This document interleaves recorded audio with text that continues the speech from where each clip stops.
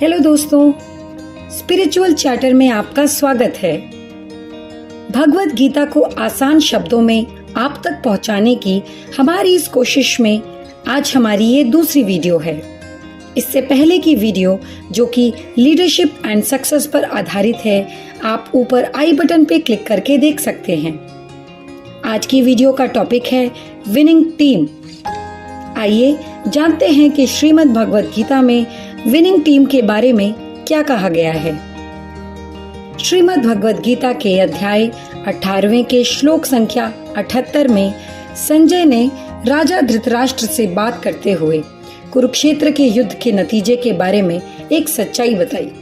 ये वही युद्ध था जो कौरवों और पांडवों के बीच होने वाला था। इस श्लोक में संजय कहते हैं, यत्र योगेश्वरः कृष्णो यत्र पार्थो धनुर्धरः तत्र श्रीर विजयो भूतिर ध्रुवा नेतिर मतिर मम।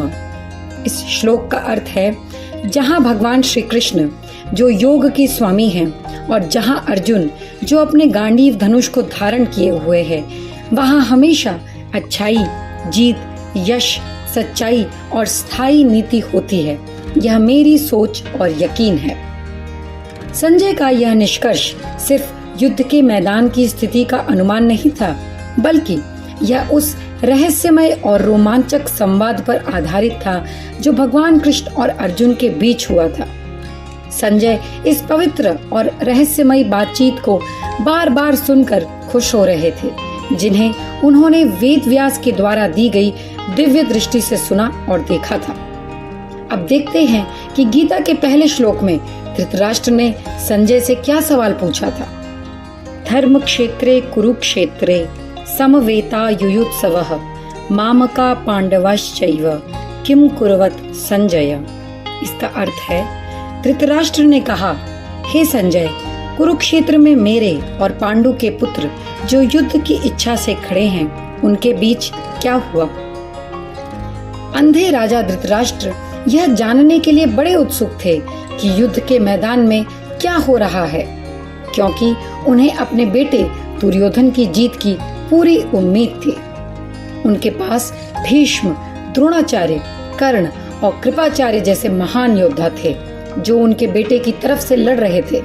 लेकिन जब संजय ने भगवान कृष्ण का दिव्य रूप देखा तो उन्होंने धृतराष्ट्र से कहा कि भले ही वह दुर्योधन की जीत की उम्मीद कर रहे हो, लेकिन जहाँ एक सच्चे नेता जैसे भगवान श्री कृष्ण और एक योद्धा जैसे अर्जुन एक साथ होते हैं, वहाँ भाग्य निश्चित रूप से उनका साथ देता है।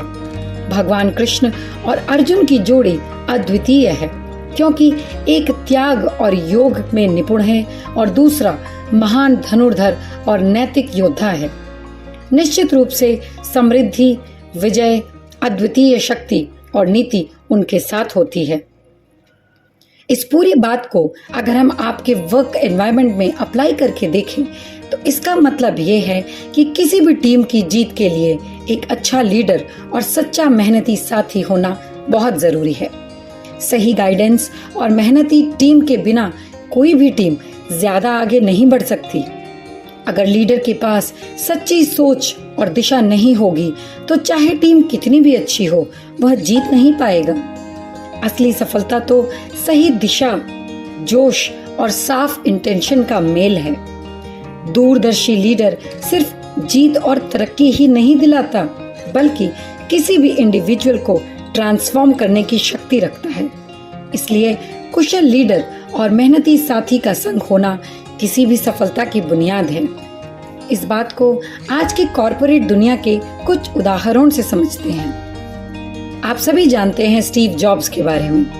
जब हम एप्पल कंपनी की बात करते हैं तो हमें स्टीव जॉब्स का नाम याद आता है।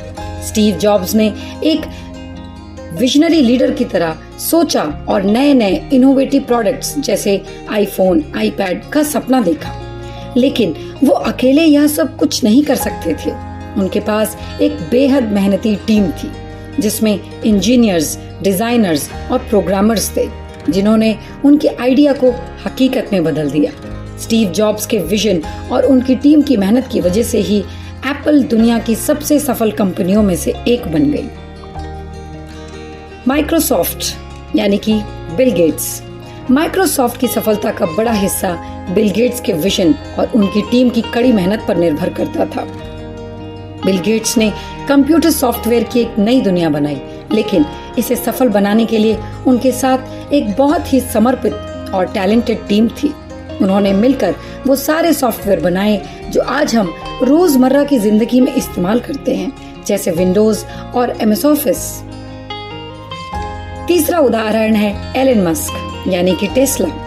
टेस्ला को जबरदस्त सफलता मिलती है क्योंकि एलन मस्क एक दूरदर्शी लीडर हैं जिन्होंने इलेक्ट्रॉनिक गाड़ियों का सपना देखा, लेकिन यह सपना पूरा करने में टेस्ला की टीम का बहुत बड़ा योगदान था।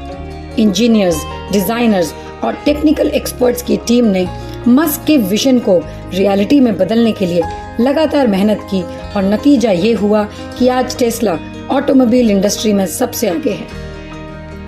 संजय राजा धृतराष्ट्र को यही समझा रहे थे कि भगवान कृष्ण और अर्जुन की जोड़ी क्यों सबसे बेहतरीन है।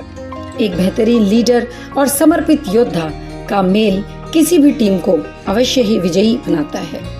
इस उदाहरण से यह साफ होता है कि चाहे युद्ध का मैदान हो या कॉर्पोरेट की दुनिया, सही नेतृत्व और एक समर्पित टीम का होना ही सफलता की असली चाबी है। इस वीडियो में इतना ही दोस्तों। Thank you.